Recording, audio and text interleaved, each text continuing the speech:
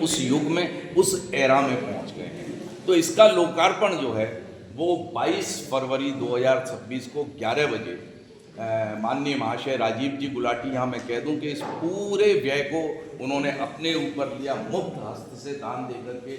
ये बहुत सुंदर उदयपुर का एसेट आपको लगेगा, एक एसेट क्रिएट हो जाता है। दान अपनी जगह रह जाता है, सब चीज़ हो जाती है, परंतु उससे जो निर्मित होती है वो अपने शहर का एक एसेट हो जाता है। तो उदयपुर जैसे वीर प्रसू धरा पर, खूबसूरत धरती पर, एक गुलाब बाग के अंदर ये नवलखा महल और उसमें राष्ट्र मंदिर, ये एक एसेट तैयार हुआ है और इसी का लोकार्पण जो है वो 22 फरवरी को करने जा रहे हैं। इसमें झावर सिंह जी खर्रा साहब और हमारे सांसद जी, विधायक जी, ग्रामीण विधायक, ये काफ़ी सारे लोगों से निवेदन किया, ये आएंगे। और आर्य समाज के 50 से ऊपर सन्यासी और 50 से ऊपर विद्वान यहाँ आ रहे हैं और यहाँ कार्यक्रम 10 बजे से प्रारंभ होगा और 2 बजे तक चलेगा। तो ये तो सुबह का लोकार्पण का कार्यक्रम है। इसमें हम लोग अपनी ओर से, न्यास की ओर से और उदयपुर की जनता की ओर से भी इतना सुंदर एसेट बनाने के लिए उनका लोकाभिनंदन भी यहाँ पर हम लोग करेंगे।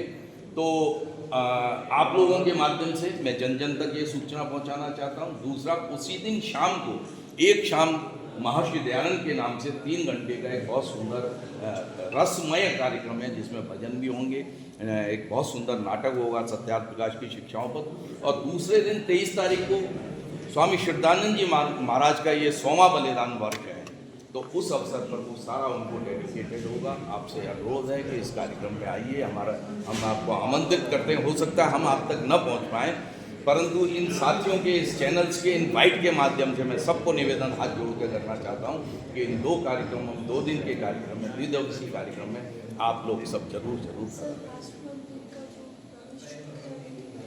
नहीं, अभी ये कोई निश्चित नहीं किया है, पर निश्चित रूप से उसको हम शुल्क, एक चीज़ मैं बता दूं, आपने बहुत अच्छा प्रश्न किया है। पहले भी न्यास ने व्यावसायिक रूप से कुछ नहीं किया, केवल ये मेंटेन्ड रहे, इसको अनुरक्षण सहयोग कह सकते हैं हम, और अनुरक्षण सहयोग के रूप में ही हम आगे इसको जो है लोगों से कहेंगे कि भाई आपकी ही चीज़ है, आप इसको बनाए रखिए।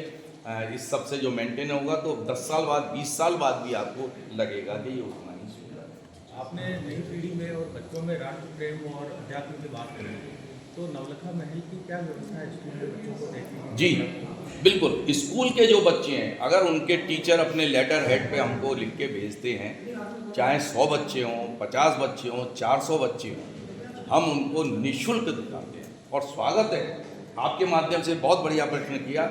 जैसे मैंने कहा, हमारा कोई व्यावसायिक उद्देश्य नहीं है, सारे ही ये स्कूल आते रहें और हम निःशुल्क ही दिखाते रहें। हम दान मांग लेंगे इन लोगों से इसको चलाने के लिए। आइए आकर के देखिए। यहाँ पर बच्चों को ये सब बताना बहुत आवश्यक है, तो आपने उनके लिए बिल्कुल निःशुल्क।